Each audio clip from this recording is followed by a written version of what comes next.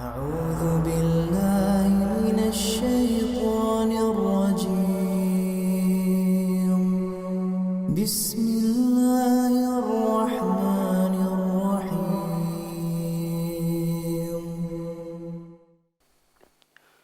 بسم الله الرحمن الرحيم. السلام عليكم ورحمة الله وبركاته. إن الحمد لله نحمده ونستعينه ونستغفره ونعوذ بالله من شرور أنفسنا ومن سيئات أعمالنا. من يهده الله فلا مضل له ومن يضلل فلا هادي له. وأشهد أن لا إله إلا الله وحده لا شريك له وأشهد أن محمدا عبده ورسوله لا نبي ولا رسول بعده. أما بعد يقول ربنا جل جلاله أعوذ بالله من الشيطان الرجيم يا أيها الذين آمنوا اتقوا الله حق تقاته ولا تموتن إلا وأنتم مسلمون. Masyarul muslimin, jamaah salat subuh yang semoga kita senantiasa di bawah naungan rahmat dan kasih sayang Allah Subhanahu wa taala. Alhamdulillah, kembali kita dikumpulkan oleh Allah Subhanahu wa taala di salah satu rumah dari rumah-rumahnya Allah Subhanahu wa taala di muka bumi ini dalam rangka menghilangkan kebodohan yang ada pada diri kita, yaitu belajar ilmu syar'i. Semoga apa yang kita pelajari dapat menjadi pemberat timbangan amal soleh kita kelak pada hari kiamat. Semoga Allah Subhanahu wa taala memberikan kemudahan untuk mengikhlaskan setiap amalan yang kita lakukan, termasuk amalan di dalam menuntut ilmu ini. Salawat dan salam tak lupa pula kita hadiahkan untuk Nabi yang kita cintai, Nabi Muhammad sallallahu alaihi wasallam. Semoga dengan senantiasanya kita bersalawat dan mengucapkan salam untuk beliau, kita termasuk golongan hamba atau umat beliau yang mendapatkan syafaatnya kelak pada hari kiamat. Para hadirin dan hadirat dimuliakan oleh Allah Subhanahu wa taala, melanjutkan kembali kisah para sahabat. Kisah perjalanan sahabat Nabi sallallahu alaihi wasallam yang sepantasnya untuk kita ketahui, karena mereka ini adalah orang-orang yang membawa syariat-syariat Rasulullah sallallahu alaihi wasallam. Merekalah yang menyebarluaskan ajaran Nabi sallallahu alaihi wasallam. Oleh karenanya menjadi suatu keharusan bagi kita untuk mendalami sepak terjang dakwah dan usaha mereka untuk menyebarluaskan agama Islam yang sampai saat ini menjadikan suatu pegangan yang erat untuk kita pegang, yang menjadikan sesuatu kehidupan yang kita harus merujuk ke sana. Itulah syariat Nabi sallallahu alaihi wasallam. Pada kesempatan kali ini kita akan membahas sejarah seorang nabi, seorang sahabat Nabi yang mulia. Dia adalah paman Nabi sallallahu alaihi wasallam, sekaligus saudara sesusu Nabi sallallahu alaihi wasallam. Beliau tidak hanya kedekatan dari sisi nasab saja, tapi beliau juga memiliki kedekatan dari sisi saling menyusui dari ibu yang sama, ibu susu yang sama, yaitu Suwaibah. Suwaibah ini adalah hamba sahaya daripada Abu Lahab. Abu Lahab adalah paman Nabi sallallahu alaihi wasallam, kakak daripada Hamzah yang akan kita bahas, yaitu seorang sahabat yang bernama Hamzah bin Abdul Muttalib. Para hadirin dan hadirat dimuliakan oleh Allah Subhanahu wa taala, Hamzah bin Abdul Muttalib, kalau kita lihat nasabnya, Beliau sama nasabnya seperti ayahanda Nabi kita Muhammad sallallahu alaihi wasallam. Hamzah bin Abdul Muttalib bin Hashim bin Abdi Manaf, kemudian seterusnya. Jadi nasabnya sama persis dengan ayah Nabi, yaitu Abdullah bin Abdul Muttalib, karena mereka adalah adik dan kakak. Kemudian kalau kita melihat saudara-saudaranya Hamzah ini, bisa kita lihat ada beberapa saudara-saudari yang satu ayah dengan beliau, walaupun beda ibu. Beda ibu tapi satu ayah. Berasal dari ayah yang sama, yaitu Abdul Muttalib. Siapa di antara mereka? Al-Haris, kemudian Az-Zubair, Al-Hajal, Darar, Al-Muqawwim, Abu Lahab. Ini yang tidak asing lagi di telinga kita. Abu Lahab, Al-Abbas, kemudian Abu Talib. Abu Talib juga tidak asing di telinga kita. Abdullah, ini adalah ayahanda Nabi kita Muhammad sallallahu alaihi wasallam. Abdullah. Kemudian kalau dari saudari-saudarinya, Sofiyah. Sofiyah juga tidak asing di telinga kita. Kemudian Ummu Hakim, kemudian Atikah, kemudian Arwa, dan masih ada lagi kata para ulama yang tidak tercatat di dalam tulisan ini. Ada beberapa lagi. Nah, para hadirin dan hadirat dimuliakan oleh Allah Subhanahu wa taala, dari saudara dan saudarinya Hamzah ini kita lihat hanya ada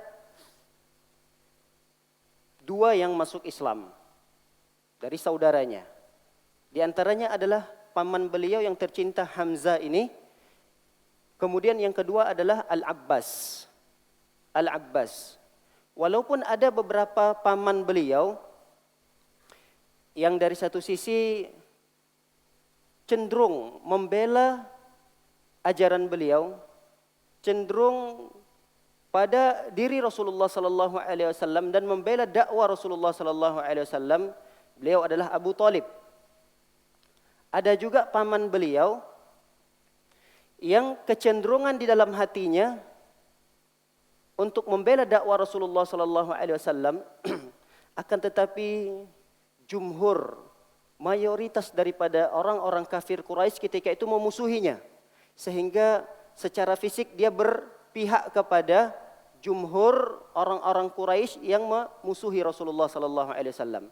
Padahal dalam hatinya dia sangat mencintai Rasulullah sallallahu alaihi wasallam. Beliau adalah Al-Abbas.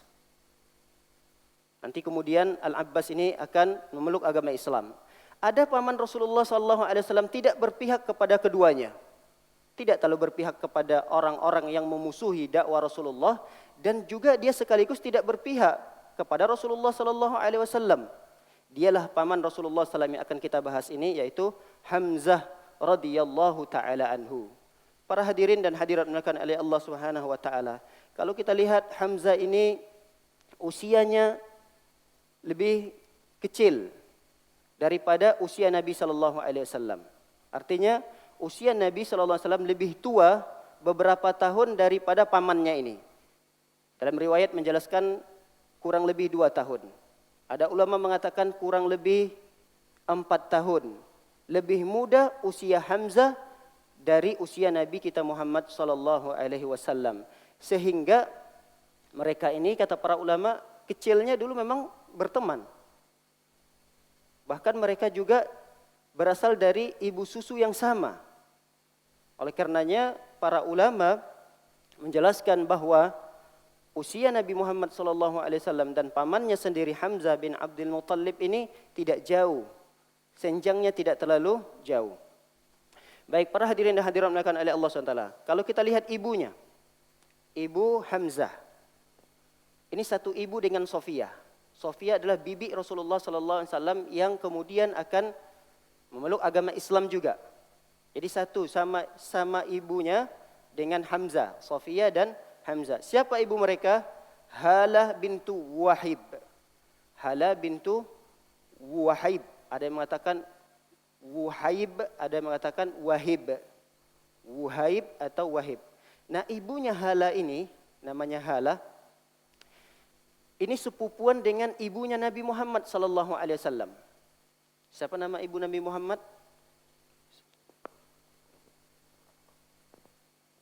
Aminah bintu Wahab. Aminah bapaknya bernama Wahab. Kalau ibunya si Hamzah radhiyallahu taala anhu namanya Wuhaib, hampir sama namanya. Wahab. Kalau bapak daripada ibu Hamzah radhiyallahu taala anhu namanya Wuhaib.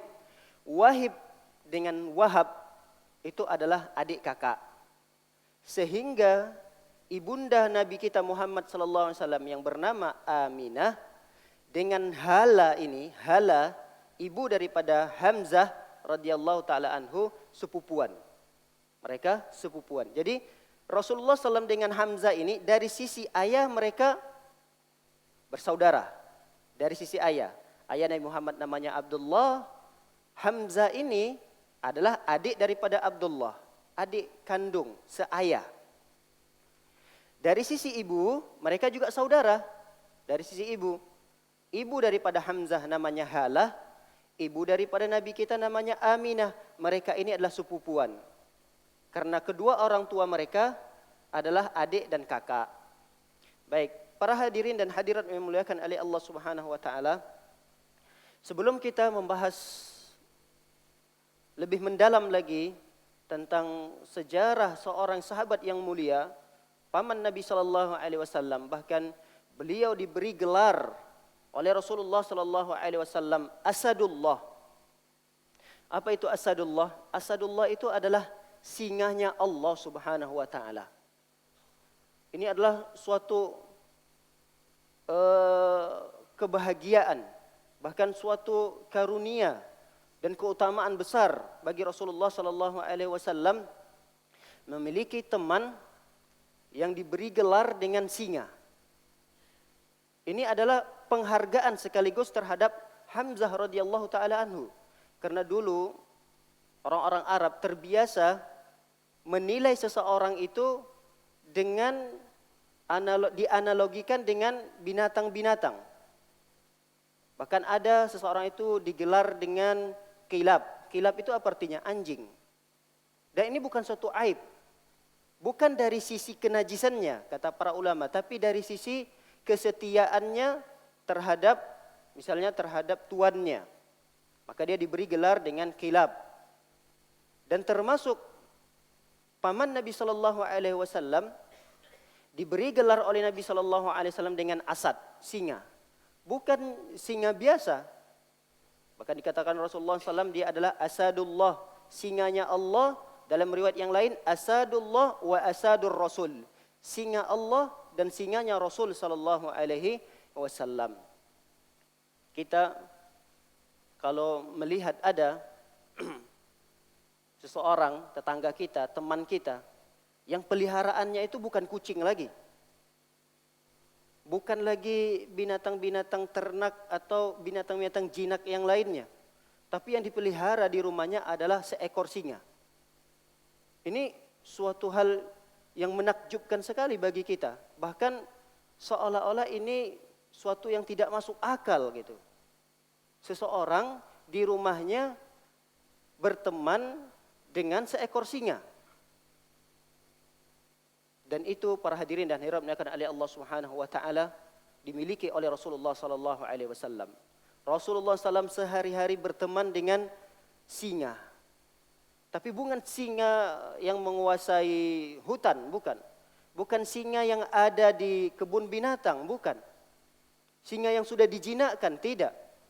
Tapi singa yang Rasulullah sallallahu alaihi wasallam mengatakan disandarkan kepada nama Allah Subhanahu wa taala yang mulia. Singa yang kemudian singa itu disandarkan lagi dengan nama Allah Subhanahu wa taala yang disebut dengan singanya Allah Subhanahu wa taala. Para hadirin dan hadirat dimuliakan oleh Allah Subhanahu wa taala, kenapa beliau diberi gelar dengan Asadullah? Ini akan ada pembahasan khusus terhadap pemberian gelar terhadap Hamzah paman Rasulullah sallallahu alaihi wasallam tersebut.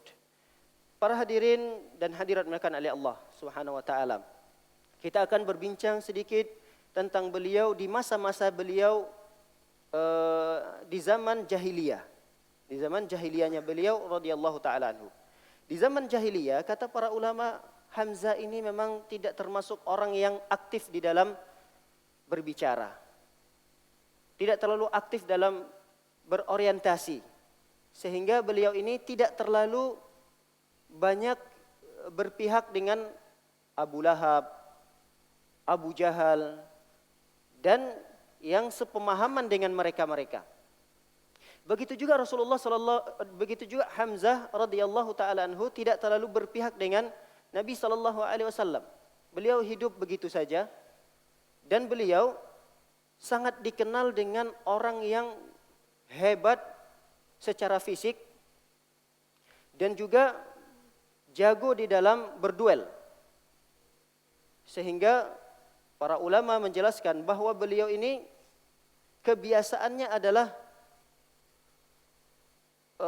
bertarung, kemudian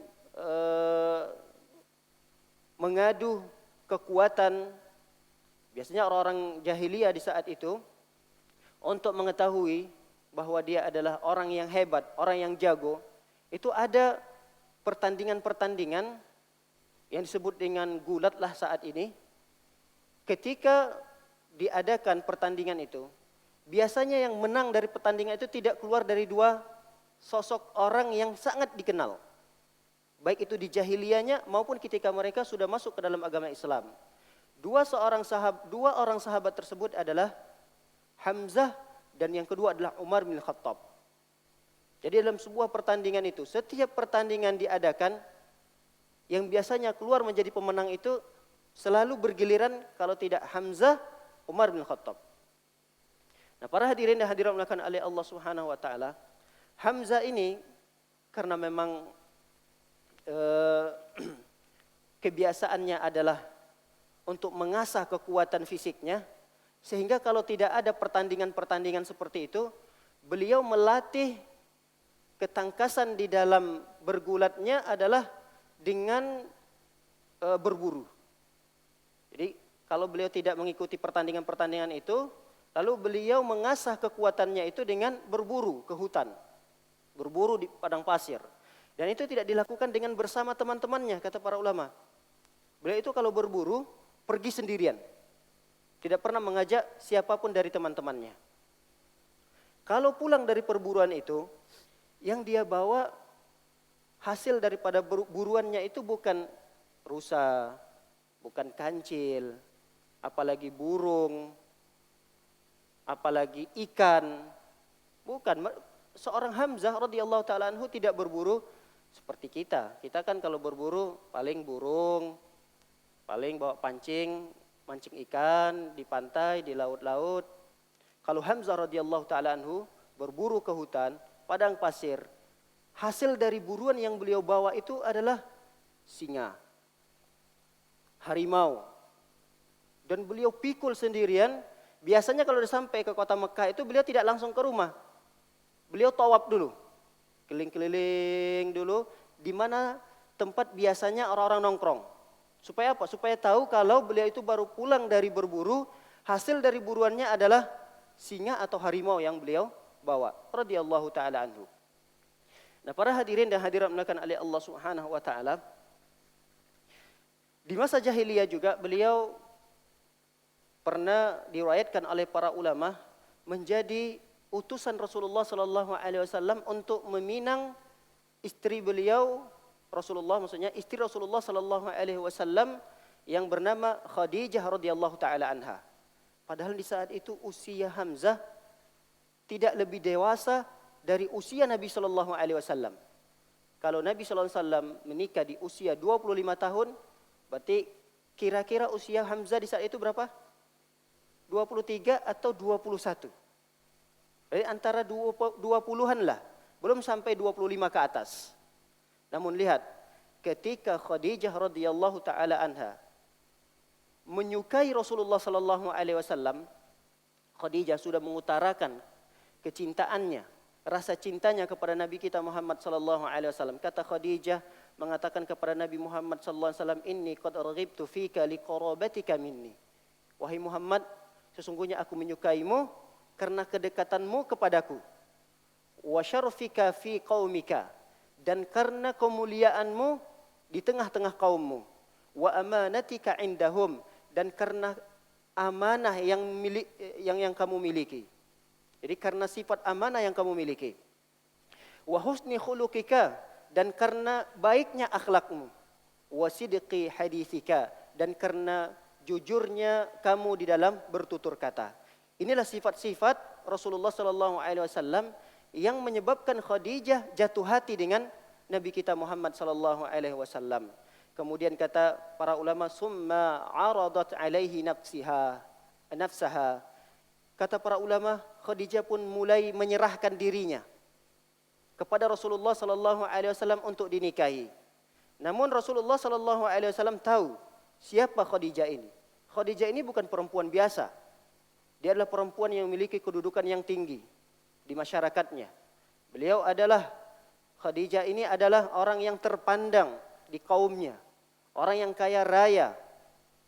Jadi Muhammad sallallahu alaihi wasallam, Nabi kita tahu sekali siapa sosok Khadijah ini. Kemudian Rasulullah sallallahu alaihi wasallam pun bermusyawarah dengan beberapa pamannya. Kita tahu paman Rasulullah SAW sangat banyak. Di antaranya Abu Lahab. Siapa yang tidak kenal Abu Lahab? Orang yang fasih dalam berbicara, orang yang berilmu. Kemudian Abu Talib, Abbas, masih banyak paman-paman dan bibi-bibi Rasulullah SAW di saat itu masih hidup. Tapi siapa yang diutus oleh Rasulullah SAW untuk menemui ayahandanya Khadijah radhiyallahu taala anha? Beliaulah Hamzah radhiyallahu taala anhu. Kenapa Hamzah ketika itu istilahnya turun tangan untuk meminang, untuk mengkhitbah, untuk mendatangi kedua orang tuanya Khadijah radhiyallahu taala anha ini? Karena kata para ulama, suatu aib kata para ulama jika seorang perempuan yang mengutarakan kecintaannya kepada seorang laki-laki, lalu laki-laki tersebut menerima begitu saja, ini adalah suatu aib. Oleh karenanya Nabi Muhammad SAW mengumpulkan paman-pamannya. Karena Rasulullah SAW tidak mau membuat sukunya Bani Hashim ini malu hanya gara-gara Rasulullah SAW bertindak langsung menikahi Khadijah tanpa bermusyawarah dengan keluarga besarnya.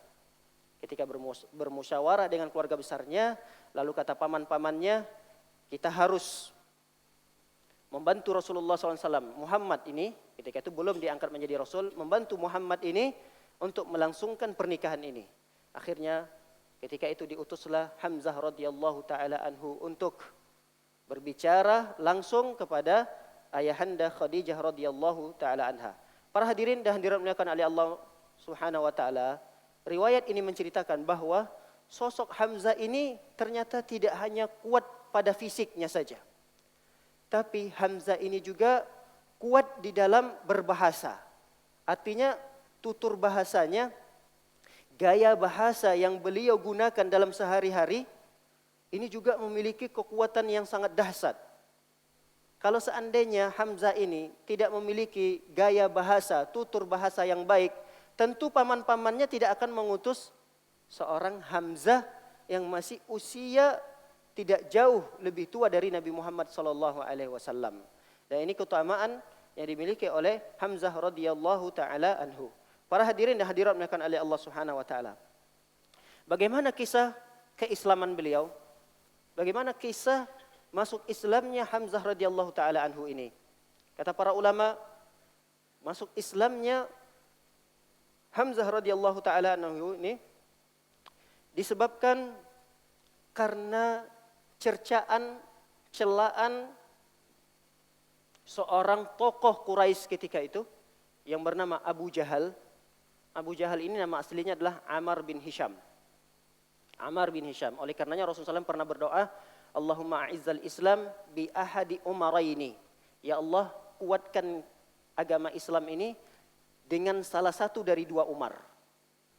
Jadi doa Rasulullah SAW itu tidak menunjuk Umar bin Khattab atau Ammar bin Hisham ini. Rasulullah SAW hanya meminta, ya Allah, kuatkan dakwah agama Islam ini, kuatkan dakwah saya di dalam berdakwah tentang agama Islam ini dengan masuk Islamnya salah satu dari dua Umar. Ketika itu yang masuk Islam adalah Umar bin Khattab. Nah, Abu Jahal namanya Ammar bin Hisham. Dan Ammar bin Hisham ini juga diharapkan oleh Rasulullah SAW keislamannya. Tapi yang mendapatkan hidayah itu adalah Umar bin Khattab. Nah, para hadirin dan hadirat dimuliakan oleh Allah Subhanahu wa taala, ketika itu Abu Jahal berada di salah satu bukit yang sangat dikenal, Bukit Sofa. Di situ ada Rasulullah SAW yang sedang beribadah kepada Allah Subhanahu wa taala. Di saat Rasulullah beribadah, apa yang dilakukan oleh Abu Jahal? Yang dilakukan oleh Abu Jahal adalah mencaci, memaki, mencerca Nabi Muhammad SAW. Namun Nabi Muhammad SAW sama sekali tidak menjawab. Sama sekali Rasulullah tidak membalas cercaan dari Abu Jahal tersebut. Rasulullah hanya memilih diam. Abu Jahal memang tidak berani menyakiti fisik Nabi Muhammad SAW. Karena apabila disakiti fisik Nabi SAW, yang akan bergerak membela Nabi SAW adalah Bani Hashim. Kita tahu Bani Hashim, Hamzah di dalamnya, ada Abu Talib di sana, ada Abu Lahab di sana. Tentu Abu Jahal tidak berani kalau menyakiti fisik Rasulullah SAW. Tapi kalau dakwah Rasulullah SAW yang disakiti, itu sering dilakukan oleh Abu Jahal. Dicerca, dimaki, dikatakan Nabi SAW gila, dikatakan Nabi SAW tukang syair. Ini sering dilakukan oleh orang-orang Quraisy, orang-orang kafir Quraisy. Nah, ketika cercaan itu sudah melampaui batas, ada seorang hamba sahaya Maulah Abdullah bin Jud'an. Jadi Abdullah bin Jud'an ini memiliki hamba sahaya, seorang perempuan. Dia tidak tega melihat Nabi SAW dipermalukan, dikelayakan orang ramai, dicaci, dimaki. Akhirnya hamba sahaya ini mengadu kepada Hamzah radhiyallahu taala anhu. Ketika itu Hamzah tidak ada di tempat. Hamzah ketika itu sedang berburu. Sengaja hamba sahaya ini menunggu kepulangan Hamzah radhiyallahu taala anhu. Dia tunggu Hamzah itu datang. Ketika Hamzah itu datang, pulang dari perburuannya, dalam keadaan dia di sisi bahu kanannya memikul singa, dalam riwayat, di sisi kanannya dia memikul gagangnya panah, busurnya panah yang dia pikulkan. Nah, dalam kondisi seperti itu, disamperinlah oleh hamba sahaya tadi. Dia bercerita kepada Hamzah, "Wahai Hamzah, tahukah apa yang terjadi pada ponakanmu hari ini?" Kata Hamzah, "Ada apa dengan beliau?" Beliau dicaci maki oleh seorang tokoh yang bernama Abu Jahal. Abu Jahal ini juga kunyah lainnya adalah Abul Hakam. Abul Hakam itu artinya seorang ayah yang bijaksana. Jadi Abu Jahal ini bukan orang yang bodoh. Namanya saja digelar Abu Jahal. Abu Jahal ini apa artinya? Bapaknya si bodoh gitulah. Bapak yang bodoh sekali gitu. Abu Jahal namanya. Padahal bukan, beliau itu lebih dikenal di kalangan suku mereka dan khalayakan pengikut-pengikutnya disebut dengan Abul Hakam. Abul Hakam ini adalah seorang bapak yang sangat bijaksana dalam menetapkan hukum, dalam berfatwa, di dalam berbicara, orang yang sangat bijaksana. Itulah Abu Jahal. Nah, para hadirin dan hadirat dimuliakan oleh Allah SWT, setelah pencacian dan pencercaan itu, Abu Jahal pun duduklah di sisi Ka'bah bersama dengan kaumnya, pengikut-pengikutnya, yang satu suku dengannya dan selain daripada suku-suku tersebut, tapi fans dengan Abu Jahal ini. Mereka duduklah di sisi Abu Jahal, ngobrol, cerita dan seterusnya. Sesampainya Hamzah tadi pulang, diceritakan kejadian yang sangat menyedihkan terjadi pada ponakannya ini Muhammad SAW. Langsung seketika Hamzah tidak menunggu lama, langsung berjalan dalam keadaan cepat. Biasanya kalau bahkan dalam riwayat ini diceritakan gaya jalannya Hamzah tersebut seperti orang mengitari tawaf mengelilingi Ka'bah. Biasanya tawaf kelilingan yang pertama, kedua, ketiga itu jalannya agak kencang. Seperti itulah jalan yang dilakukan oleh Hamzah untuk mencari di mana sekarang keberadaan Abu Jahal itu. Nah, sesampainya Hamzah menemui Abu Jahal, ternyata Abu Jahal itu ada di sisi Ka'bah dan tidak sendirian. Abu Jahal itu tidak sendirian. Apa yang dilakukan oleh Hamzah radhiyallahu taala anhu?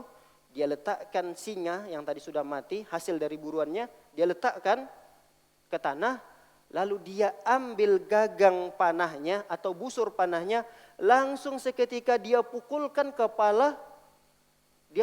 langsung ke kepala Abu Jahal di saat itu.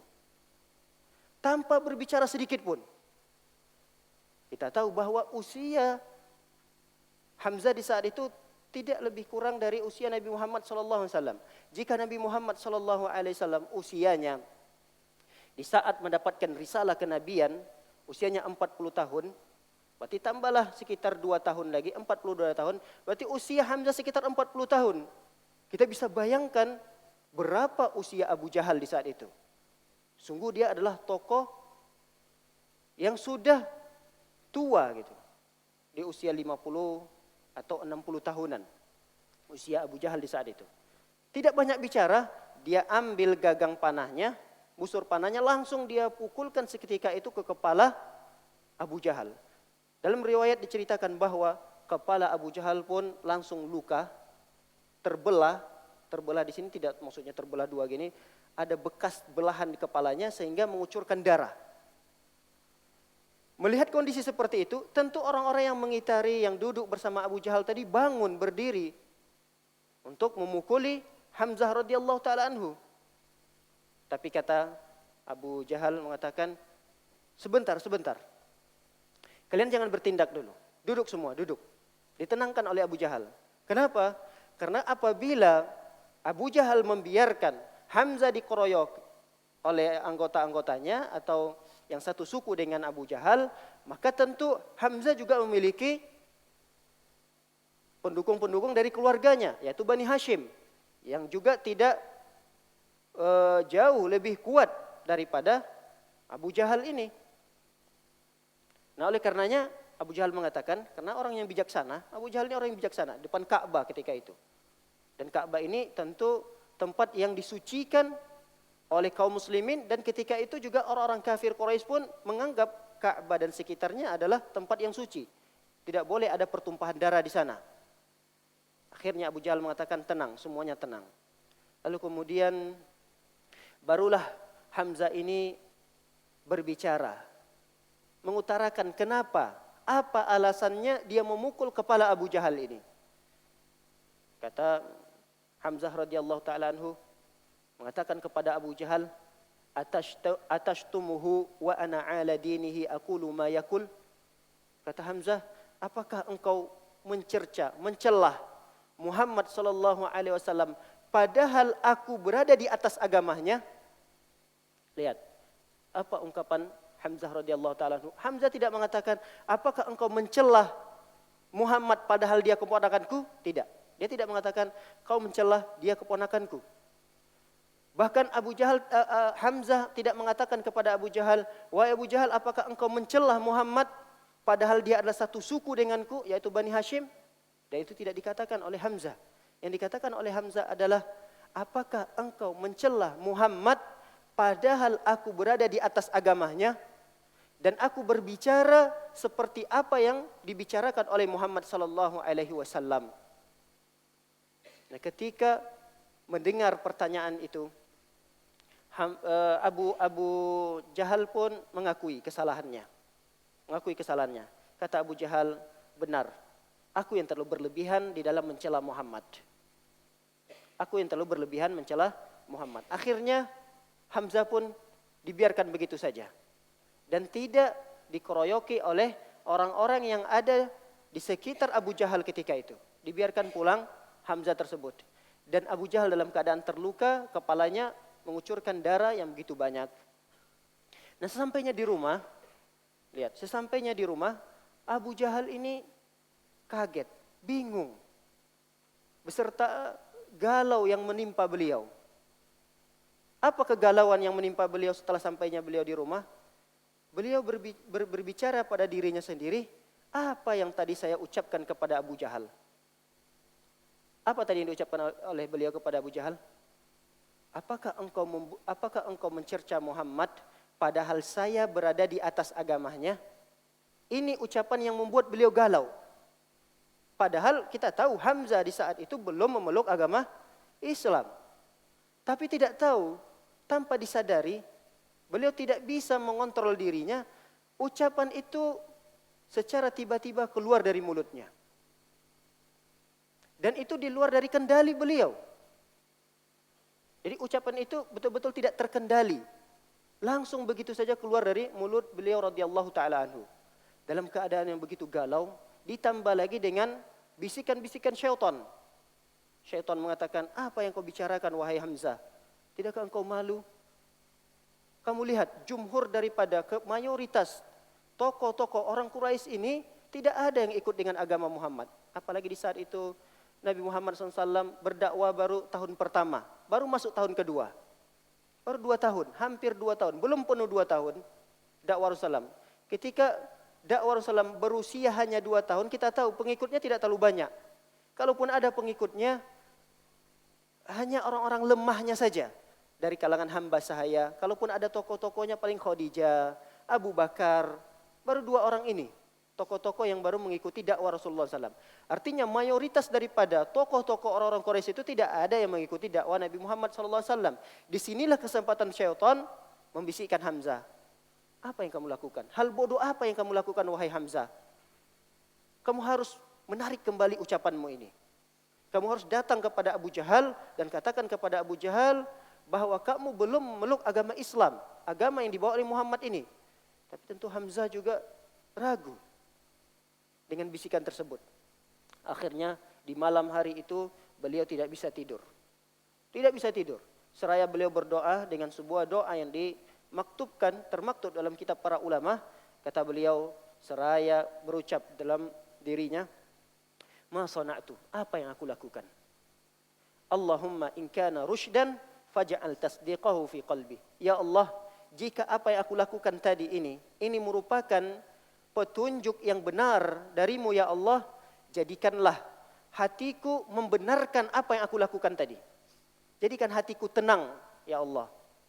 Jadikan hatiku ini tenang dan membenarkan apa yang telah aku lakukan tadi. Wa illa, jika tidak, faj'al li mimma waqa'tu fihi makhrajan. Jika memang apa yang aku lakukan ini keliru ya Allah, yang saya ucapkan kepada Abu Jahal adalah ucapan yang keliru, maka ya Allah berikanlah aku jalan keluarnya. Karena kita tahu bahwa orang-orang kafir Quraisy kalau sudah meninggalkan agama nenek moyang mereka, mereka dianggap dengan sobi. Sobi itu apa? Ya murtad lah kalau bahasa kita. Kalau umat Islam keluar dari agamanya murtad. Kalau orang-orang Quraisy keluar dari agama nenek moyang mereka disebut dengan sobi. Makanya Hamzah ketika itu dikatakan, wahai Hamzah, laqad soba'ta. Wahai Hamzah, kamu telah murtad, telah sobi daripada agama nenek moyangmu ini. Nah, ucapan itulah yang membuat Hamzah ini galau sekali. Antara murtad dengan antara hatinya begitu tenang di saat malam itu ketika beliau mengucapkan kalimat itu di hadapan Abu Jahal. Nah, di pagi harinya untuk menghilangkan rasa galau yang menimpa beliau, di pagi harinya beliau pun menemui Nabi Muhammad SAW, keponakan beliau SAW. Apa kata beliau? Beliau ceritakanlah kejadiannya. Dari A sampai Z diceritakan kejadiannya yang beliau membela Nabi Muhammad SAW, memukul Abu Jahal, kemudian setelah itu pulang. Setelah pulang terjadilah bisikan-bisikan yang membuat beliau tidak bisa tidur di malam itu. Lalu Rasulullah SAW meyakinkan kembali. Setelah diyakinkan, Rasulullah berikan nasihat. Kemudian Rasulullah berikan kabar gembira. Rasulullah berikan kabar menakut-nakuti. Jadi ada kabar gembira, ada kabar yang bisa membuat seseorang itu semakin takut kepada Allah Subhanahu Wa Taala. Dan itu terus diberikan oleh Rasulullah SAW kepada pamannya Hamzah ini. Pada akhirnya Hamzah radhiyallahu taala anhu semakin tenang, semakin tenteram hatinya dengan agama Nabi Muhammad sallallahu alaihi wasallam.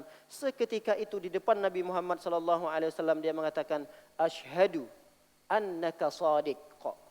Wahai Muhammad, aku bersaksi bahwa sesungguhnya engkau adalah orang yang jujur.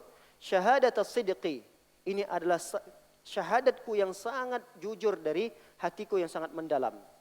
Dan ingat, kata Hamzah berpesan kepada Nabi Muhammad sallallahu alaihi wasallam, "Fa'adhhir ya ibna akhi dinak."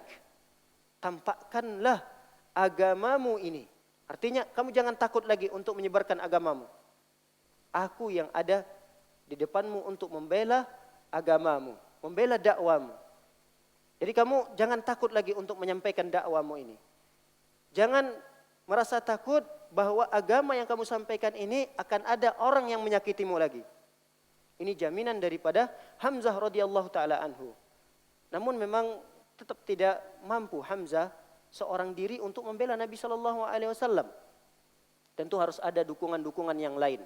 Termasuk yang mendukung adalah paman beliau Rasulullah sallallahu alaihi wasallam yang bernama Abu Thalib. Walaupun pada akhirnya Abu Thalib ini tidak berpihak kepada agama tauhid, artinya tidak sempat mengucapkan syahadat asyhadu an la ilaha illallah wa asyhadu anna muhammadar rasulullah, meninggal dalam keadaan beragama agama nenek moyang orang-orang Quraisy ketika itu. Nah, para hadirin dan hadirat yang dimuliakan oleh Allah Subhanahu wa taala. Tidak berapa lama kemudian, selang 2 atau 3 hari dalam riwayat diceritakan, tidak berapa lama kemudian, karena memang Nabi SAW sudah mulai berdakwah, dan dakwah Rasulullah tahun pertama, tahun kedua ini masih dalam keadaan sembunyi-sembunyi. Bahkan dari rumah ke rumah, ada rumah khusus yang dijadikan tempat dakwah Rasulullah SAW yang disebut dengan Darul Arqam bin Abil Arqam. Jadi seorang sahabat yang masih muda juga, namanya Al-Arqam.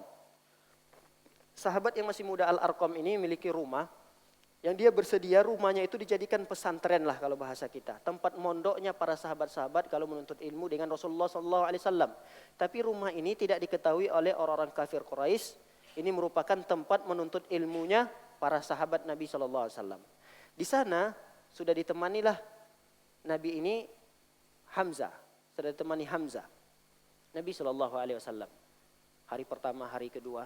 Di hari ketiganya tidak berapa lama ada kabar gembira yang menggembirakan Nabi SAW dan seluruh kaum muslimin ketika itu.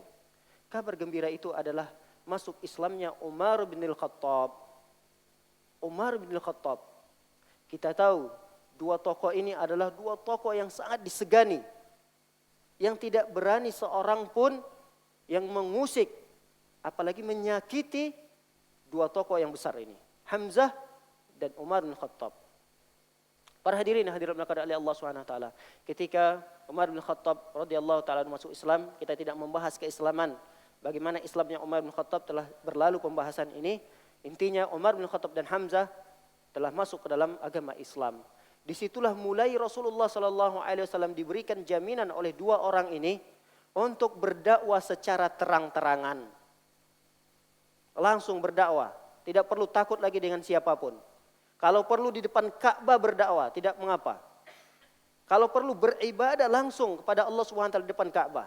Selama ini Rasulullah SAW tidak berani untuk sholat, menyembah Allah SWT langsung di depan Ka'bah, itu enggak berani. Walaupun di saat itu kiblatnya adalah Masjidil Aqsa. Rasulullah SAW sholat di Ka'bah. Hanya sekedar Rasulullah SAW memang keinginannya agar Ka'bah itu menjadi kiblat. Tapi di saat itu belum ada perintah dari Allah Subhanahu wa taala untuk memalingkan wajah ke arah Ka'bah menjadikan kiblat salat. Jadi kiblat itu akan berganti ke arah Ka'bah ketika Rasulullah di Madinah. Jadi selama masih di Mekah, Rasulullah salatnya di depan Ka'bah tapi mengarahnya ke Masjidil Aqsa. Itu yang selalu dilakukan oleh Rasulullah SAW. Nah, ketika itu Rasulullah memang dijamin, silakan untuk berdakwah. Tidak mungkin ada yang bisa mengganggu lagi. Nah, para hadirin dan hadirat oleh Allah SWT, Rasul memang tidak ada yang mengganggu. Hamzah tidak ada yang mengganggu. Umar tidak ada yang mengganggu. Abu Bakar tidak ada yang mengganggu. Pemahaman-pemahaman atau keyakinan-keyakinan yang beliau yakini tidak ada yang mengganggu, mengusiknya dari orang-orang kafir Quraisy. Tapi dari hamba-hamba sahaya, Bilal bin Rabah, Ammar, kemudian Yasir, kemudian hamba-hamba sahaya yang lain, umat-umat Nabi SAW yang masih lemah di saat itu, yang mereka diperlakukan dengan sesuka hati tuan-tuannya, siapa yang bisa membela? Abu Bakar iya bisa. Kalau dia bisa membeli, ketika itu seperti Bilal diselamatkan oleh Abu Bakar. Dia beli dari Abu Jahal. Berapa harga Bilal? Sekian-sekian. Langsung dibeli oleh Abu Bakar radhiyallahu taala karena tidak tega melihat Bilal bin Rabah disiksa. Tapi tidak semua orang yang bisa dilakukan seperti itu. Lalu kemudian Rasulullah sallallahu alaihi wasallam mengizinkan mereka ini untuk berhijrah, menyelamatkan agama mereka. Baik itu orang yang lemah maupun orang yang kuatnya. Termasuk yang hijrah di saat itu adalah Umar bin Khattab, Hamzah radhiyallahu taala anhu, kecuali Abu Bakar. Abu Bakar belum ada izin dari Nabi sallallahu alaihi wasallam. Pokoknya seluruh umat Islam untuk menyelamatkan agamanya, untuk supaya dia tenang beribadah kepada Allah, silahkan hijrah. Kita tahu bahwa hijrah yang pertama adalah ke Habasyah, kemudian hijrah yang kedua adalah ke Yathrib. Namanya ketika itu Yathrib. Nanti ketika Rasulullah berhijrah ke Yathrib ini, lalu Yathrib ini diganti namanya menjadi Madinah, kota Nabi sallallahu alaihi wasallam.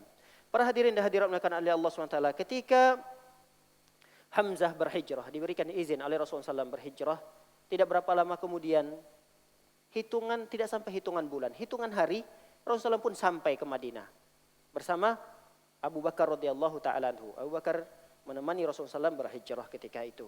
Nah, sampainya di sana, Rasulullah SAW yang pertama sekali yang beliau lakukan adalah membangun pusat perkumpulan kaum muslimin, yaitu masjid.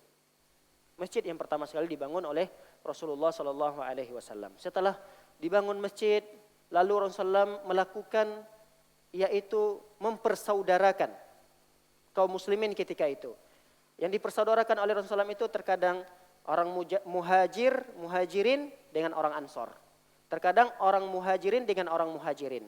Dan termasuk yang dipersaudarakan oleh Rasulullah yang di dalam dirinya sendiri dengan Abu Thalib. Dengan Ali bin Abi Thalib. Rasulullah SAW mempersaudarakan dirinya dengan Ali bin Abi Thalib. Hamzah beliau persaudarakan dengan Zaid bin Harithah. Zaid bin Harithah yang merupakan budaknya Rasulullah sallallahu alaihi wasallam. Ada beberapa sahabat lagi yang dipersaudarakan oleh Rasulullah SAW dari kalangan muhajirin dengan kalangan ansar. Nah, para hadirin dan hadirat dimuliakan oleh Allah Subhanahu wa taala, setelah beberapa tahun pertama masuk tahun kedua, ketika mereka berada di kota Nabi Madinah sallallahu alaihi wasallam, terjadilah beberapa peperangan. Perang yang pertama terjadi di agama Islam ini adalah perang sebelum perang Badar, namanya Saiful Bahar. Saiful Bahar. Peperangan Saiful Bahar ini sebenarnya bukan perang. Rasulullah sallallahu alaihi wasallam mengutus beberapa utusan sekitar 30 orang. 30 orang ini seluruhnya dari kaum muhajirin. Tidak ada satu orang pun dari kalangan ansor. Kenapa kata para ulama Rasulullah membentuk satu pasukan? Yang pasukan itu semuanya dari muhajirin. Karena kata para ulama, jangan sampai ada pembicaraan di belakang Rasulullah SAW memanfaatkan kekuatan orang-orang Madinah, yaitu orang-orang Ansor. Rasulullah tidak ingin ada pembicaraan seperti itu. Sehingga Rasulullah SAW mengutus 30 orang. Dari 30 orang ini, Rasulullah SAW berikan satu alamat. Alamat itu tanda, bendera, yang itu adalah menjadi ikon kaum muslimin. Jadi satu bendera, yang bendera itu harus dibawa dalam suatu peperangan. Dan bendera itu ditugaskan untuk dipikul, untuk dibawa oleh Hamzah radhiyallahu taala anhu. Makanya kata para ulama, Hamzah radhiyallahu taala anhu ini adalah orang yang pertama sekali yang mengibarkan bendera di dalam agama Islam, di dalam peperangan. Jadi di dalam agama Islam yang pertama sekali mengibarkan bendera, dan itu di dalam peperangan, sosok seorang sahabat yang mulia, paman Nabi sallallahu alaihi wasallam, Hamzah radhiyallahu taala anhu. Kalau kita lihat dari tadi, Hamzah ini adalah orang yang pertama. Kita lihat lagi orang yang pertama, orang yang pertama, orang yang pertama. Jadi beliau ini adalah orang yang tidak pernah terlewatkan satu kebaikan dalam agama Islam ini. Nah, ini sangat baik untuk kita contoh. sangat bagus untuk kita ikuti. Kita harus bertanya pada diri kita sendiri. Hal apa yang paling pertama kita lakukan dalam Islam ini? Apa yang telah kita pertama lakukan di saat kita sholat? Apakah kita sudah berada pada saf pertama di saat sholat? Apakah kita sudah berada pada saf pertama di saat misalnya ada bantuan dakwah? Apakah kita berada pada barisan pertama di saat bersedekah? Apakah kita berada pada orang yang pertama di saat mengamalkan puasa-puasa sunnah? Ini hendaknya kita memiliki hal yang sama. Walaupun tidak mirip persis dengan orang-orang soleh terdahulu dari kalangan para sahabat. Kalau kita lihat dari tadi, Hamzah ini adalah orang yang pertama, orang yang pertama, orang yang pertama, orang yang pertama. Kita lihat orang yang pertama terus. Ini menunjukkan bahwa hendaknya kita yang membaca sejarah-sejarah beliau ini, kita juga harus ada amalan yang menjadi andalan kita kelak pada hari kiamat. Ya Allah, inilah saya ya Allah berada pada amalan yang satu ini, saya pada barisan yang pertamanya ya Allah. Supaya apa yang kita pelajari dari sirah para sahabat ini tidak hanya sekedar wawasan begitu saja. Pengetahuan tentang Hamzah Islamnya seperti ini, begini, begitu, hijrah dan seterusnya. Tapi harus ada pelajaran yang bisa kita petik dari kisah perjalanan para sahabat Nabi SAW. Baik, kita lanjutkan. Hal yang paling pertama di antara yang dimiliki oleh Hamzah radhiyallahu taala anhu adalah beliau orang yang diamanahkan oleh Rasulullah SAW untuk mengibarkan bendera. Bendera peperangan ketika itu untuk menyerang kafilah. Kafilah ini adalah rombongan saudagar kafir Quraisy yang ketika itu berdagang ke Syam. Mereka tidaklah akan bersafar ke Syam kecuali melewati kota Madinah. Jadi Madinah itu berada di tengah-tengah. Mekah di sini, Madinah baru kemudian Syam. Jadi setiap kali mereka berdagang ke Syam, mereka harus melewati Madinah. Nabi SAW ingin memberikan pelajaran kepada orang-orang kafir Quraisy. Kenapa? Karena orang-orang Muslim yang berhijrah ke Madinah, mereka tidak boleh sama sekali membawa harta.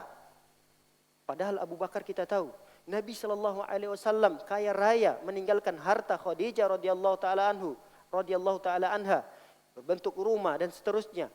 Tapi Nabi SAW berhijrah tidak membawa harta karena dilarang oleh orang-orang kafir Quraisy.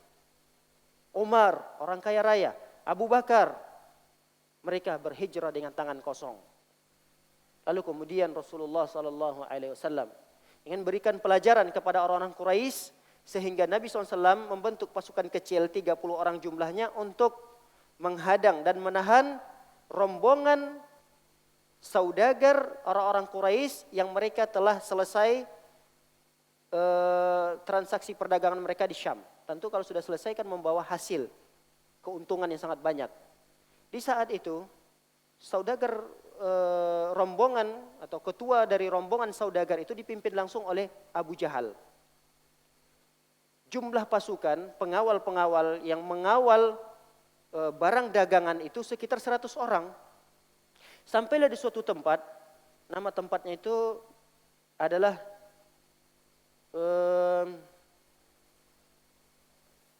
Al-Juhni. Jadi nama tempatnya adalah Al-Juhni. Juhni ini nisbah kepada Al-Juhana. Nah, para hadirin dan hadirat oleh Allah SWT, ketika sudah bertemu dua pasukan ini, pasukan saudagar yang dipimpin oleh Abu Jahal langsung, Hamzah, jumlahnya 30 orang. Namun ada seorang yang bernama Majdi bin Amr. Karena ini adalah area daerah kekuasaan Majdi, Juhni ini, daerah kekuasaan yang bernama Majdi bin Amr, dia menjadi penengah. Dan beliau larang keras untuk terjadi pertumpahan darah di sini. Saya mengutuk perbuatan atau pertumpahan darah yang terjadi di kampung halaman saya, kata Majdi. Kalau kalian mau berperang, silahkan di luar sana. Tapi jangan di sini. Ternyata Majdi ini juga memiliki hubungan baik dengan dua pihak. Majdi ini juga baik hubungannya dengan kaum muslimin Dan Majdi ini sukunya juga baik hubungannya dengan orang-orang kafir Quraisy. Sehingga dia melarang keras terjadinya pertumpahan darah. Sehingga tidak terjadi ketika itu peperangan. Tidak sampai terjadi pertumpahan darah. Akhirnya Abu Jahal pun dapat menyelamatkan keuntungan-keuntungan dari perdagangan yang dia lakukan di Syam. Lalu Hamzah ketika itu gagal di dalam mengambil sebagian daripada keuntungan yang dimiliki oleh Abu Jahal. Lalu terjadilah peperangan Badar. Dan peperangan Badar ini juga tidak disangka-sangka. Artinya Rasulullah SAW keluar dengan para sahabatnya yang berjumlah ketika itu sekitar 313. Kalau bersama Rasul kata para ulama berarti 314 orang. Bersama Rasul berarti 314 pasukan. Nah kata para ulama peperangan Badar ini ternyata bukan peperangan yang diharapkan. Artinya memang tidak ada persiapan Rasulullah dengan para sahabat-sahabatnya. Karena memang tujuannya adalah sama untuk menghadang saudagar yang pulang dari Syam. Dan ini pelajaran bagi kita, bukan artinya umat Islam itu dianjurkan untuk merampok. Sehingga nanti kesannya tuh Nabi Muhammad SAW membuat pasukan untuk merampok. Bukan. Kenapa Rasulullah SAW menghadang orang-orang kafir Quraisy ketika itu? Karena memang Rasulullah SAW ingin membalas kezaliman mereka. Orang-orang kafir Quraisy ini sangat zalim. Di masa Rasulullah SAW dengan para sahabatnya kota Mekah. Harta mereka habis ludes diambil oleh orang-orang kafir Quraisy. Nabi Muhammad SAW membalas hal tersebut. Dan ini boleh dalam agama Islam. Tapi tidak serta-merta kisah ini langsung kita amalkan di kehidupan kita sehari-hari. Apalagi kita tinggal di negara kaum muslimin di Indonesia ini. Yang orang-orang non-muslim tidak pernah menjarah harta-harta kita. Sehingga tidak boleh bagi kita untuk menjarah harta-harta orang-orang non-muslim, orang-orang kafir.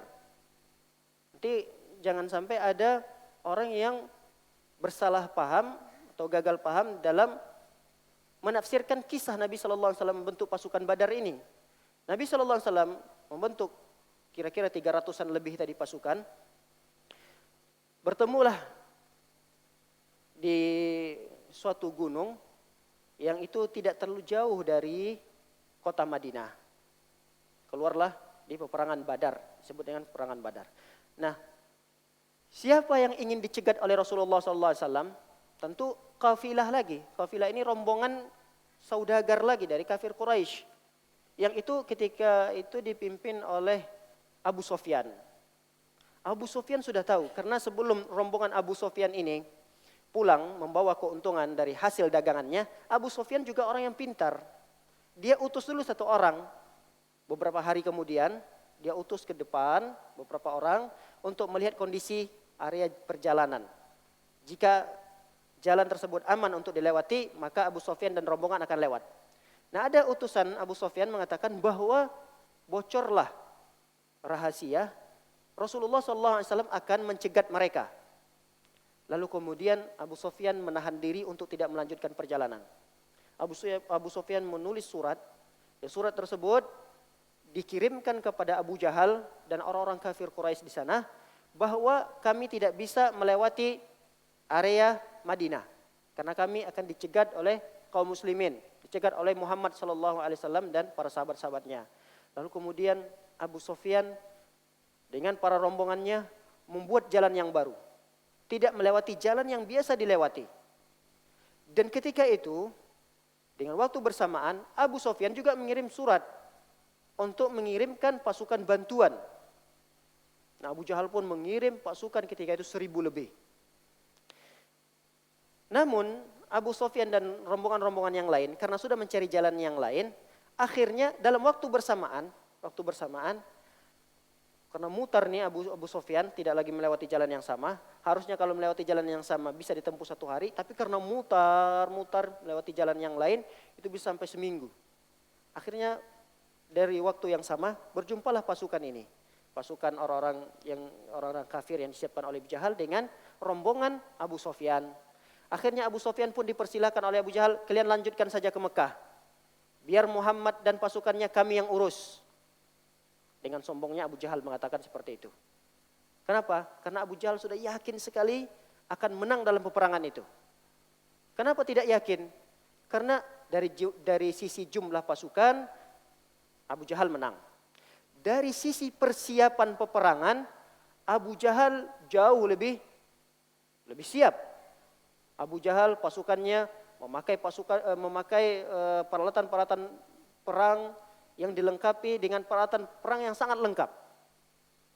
Termasuk adalah baju besinya, helmnya dan seterusnya. Sedangkan pasukan Nabi Muhammad SAW keluar begitu saja. Ada yang bawa pedang, ada yang enggak bawa. Jadi istilahnya pasukan ini cuma hanya sekedar menemani Rasulullah untuk menakut-nakuti rombongan saja. Rombongan itu paling banyak ditemani oleh 100 orang gitu.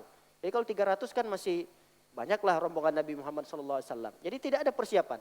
Enggak ada di antara mereka itu yang pakai helm, paling pakai surban saja. Jadi begitulah persiapan Nabi Muhammad SAW. Sehingga Nabi Muhammad SAW itu agak ragu gitu.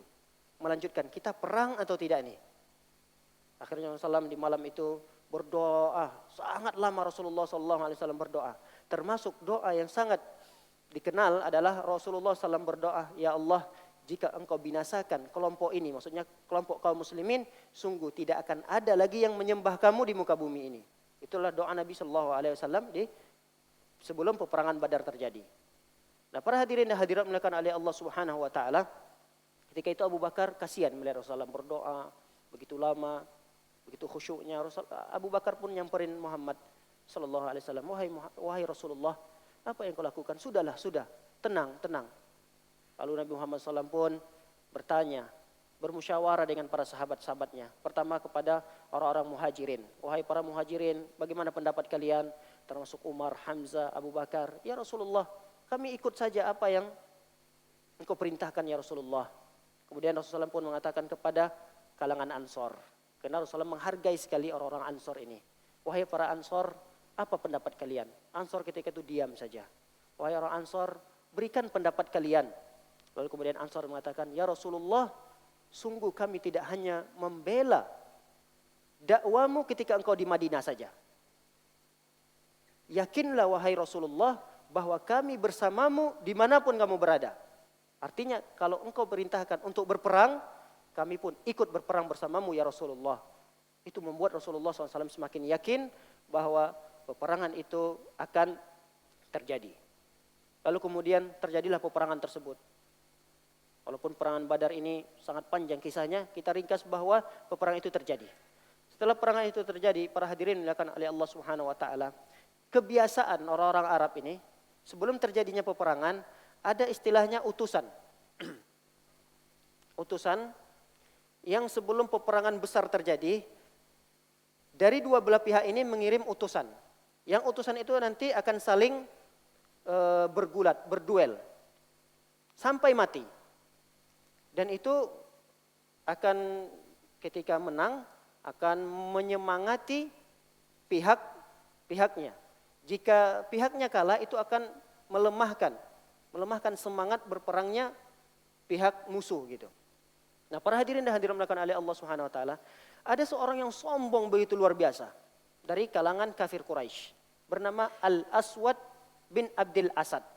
Namanya luar biasa. Al-Aswad bin Abdul Asad. Jadi dia ini adalah hambanya daripada singa. Jadi digelar dengan gelar begitu luar biasa karena memang dia ini adalah orang yang ahli dalam bermain pedang. Dia memang tidak jago bergulat. Tidak sekuat Hamzah radhiyallahu taala anhu dan Umar bin Khattab dalam bergulat dengan tangan kosong. Tapi dalam bermain pedang dia ahli. Sehingga dia mengeluarkan pedangnya seraya dia mengucapkan ucapan yang begitu sombong. Apa kata dia? U'ahidallah la ashribanna min haudihim. Aku berjanji, bersumpah demi Allah, bersumpah demi Lata, demi Uzza. Biasanya kalau orang-orang Arab sudah bersumpah, pantang dia akan melanggar sumpahnya tersebut. Apa isi sumpahnya?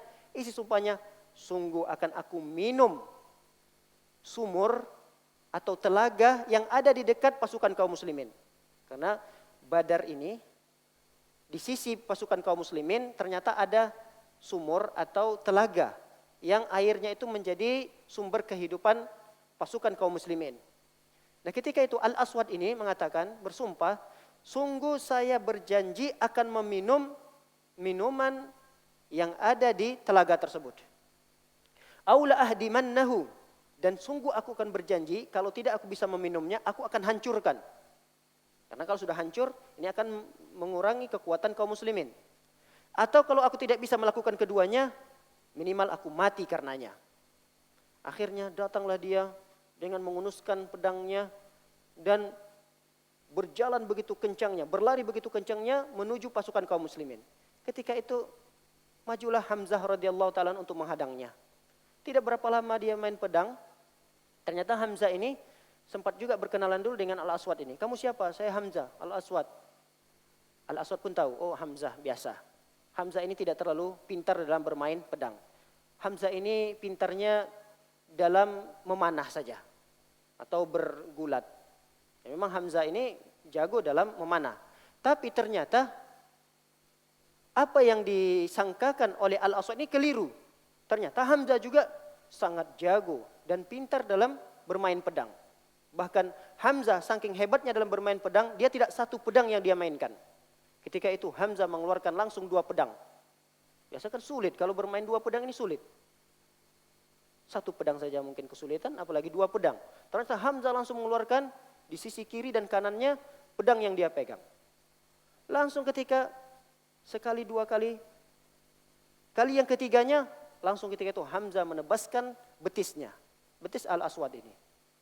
Lalu kata para ulama dalam riwayatnya dijelaskan bahwa betis Al-Aswad ini langsung putus dan melayang. Kedua betisnya langsung melayang hilang. Tidak lagi pada posisinya. Dalam kondisi seperti itu, Hamzah membiarkannya. Lalu kata Al-Aswad, wahai Hamzah, bunuh saya. Karena kan 3 sumpah tadi Al-Aswad. Kalau saya tidak bisa, saya bersumpah akan minum. Kalau saya tidak minum, saya akan hancurkan sumur tersebut atau saya akan mati. 3 sumpah yang diinginkan oleh Al-Aswad ini. Nah, ketika itu para hadirin yang hadir dimulakan oleh Allah Subhanahu wa taala, dalam kondisi dia tidak bisa berjalan karena dia memiliki sumpah, ya saya dibunuh saja. Akhirnya Hamzah tidak mau. Pergi Hamzah ke pasukan kaum muslimin. Dalam kondisi yang seperti itu, Al-Aswad tetap menepati sumpahnya, janjinya, yaitu dalam kondisi merangkak untuk mencari di mana sumurnya itu. Dalam kondisi merangkak, sampailah di tempat itu, sumur, lalu kemudian dia ingin menepati janjinya, ingin meminum air yang ada di sumur tersebut, langsung seketika Hamzah mengeluarkan pedangnya dan memenggal Al-Aswad tersebut. Sehingga dia tidak meminum sedikit pun dari telaga atau sumur yang ada di sisi kaum muslimin. Nah, para hadirin dan hadirat dimulakan oleh Allah Subhanahu wa taala, banyak sekali peran Hamzah radhiyallahu taala di peperangan Badar ini. Di antara peperangan Badar yang berperan aktif di sana, di antaranya adalah Hamzah radhiyallahu taala ketika ada mubarazah. Mubarazah ini adalah pertempuran 1 lawan 1 lagi. Jadi orang kafir Quraisy mengutus 3 orang lagi. Dan 3 orang utusan ini juga dikenal sangat kuat. Di antaranya nama adalah Utbah bin Rabi'ah. Utbah bin Rabi'ah, kemudian Syaibah bin Rabi'ah, kemudian Al-Walid bin Utbah. Ini saudara mereka ini. Utbah bin Rabi'ah adik kakak dengan Syaibah bin Rabi'ah. Kemudian Al-Walid ini adalah anaknya Utbah. Ini semuanya adalah ketiga orang ini utusan dari orang-orang kafir Quraisy untuk melawan pasukan kaum muslimin. Dan kaum muslimin harus mengirimkan utusan 3 orang. Ketika itu Rasulullah SAW utuslah 3 orang dari kalangan Ansor. Kata mereka bertiga, kalian siapa? Kami adalah orang-orang Ansor. Kami tidak butuh kalian. Kami tidak butuh orang-orang Ansor. Kirimkan 3 orang dari suku kami. Kami ingin balas dendam. Kami ingin menunjukkan bahwa kami tidak melihat kesukuan lagi. Kami sudah dendam dengan ajaran agama Islam yang dibawa oleh Muhammad ini. Minta kepada Muhammad 3 orang dari suku kami. Artinya dari orang-orang Quraisy juga.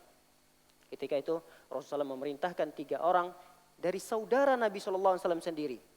Ketika itu Rasulullah mengatakan, ya Hamzah, kum. Berdiri wahai Hamzah. Ali berdiri. Kemudian satu lagi adalah Ubaidah. Ubaidah berdiri. 3 orang ini pun berdiri. Lalu kemudian mereka bertiga menghadapi 3 orang ini. Tidak berapa lama Hamzah radhiyallahu taala anhu membunuh Syaibah. Kemudian Ali bin Abi Thalib membunuh Al-Walid bin Utbah karena masih muda. Ali juga masih muda. melawan orang yang masih muda yang bernama Al-Walid. Al-Walid bin Utbah. Adapun Ubaidah kesulitan melawan Utbah. Kesulitan. Sama-sama terluka mereka ini. Sama-sama kuat. Utbah juga sudah luka. Ubaidah juga sudah terluka. Lalu kemudian karena Ali dan Hamzah telah selesai menewaskan dua orang musuhnya. Lalu kemudian dia menyelamatkan Ubaidah dan membawa ke pasukan kaum muslimin. Lalu Hamzah tinggal menebas pedangnya ke Utbah bin Rabi'ah. Lalu kemudian pasukan orang-orang kafir ketika itu tidak ada yang menang di dalam pergulatan atau utusan yang diutus oleh orang-orang kafir Quraisy sebelum peperangan Badar terjadi. Para hadirin dan hadirat dimuliakan oleh Allah Subhanahu wa taala, ini adalah sedikit peran yang dimiliki oleh Hamzah radhiyallahu taala anhu di peperangan Badar.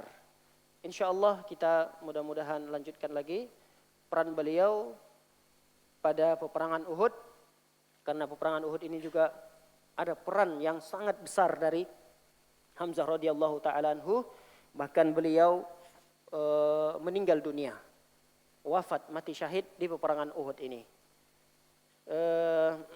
Dan insyaallah kita akan bahas pada pertemuan yang berikutnya, karena peperangan ini juga sangat panjang jika kita bahas. Mudah-mudahan pada pertemuan berikutnya kita diberikan kesempatan dan diberikan waktu luang untuk melanjutkan kisah seorang sahabat yang mulia ini, paman Rasulullah sallallahu alaihi wasallam. Barakallahu fikum, semoga Allah Subhanahu wa taala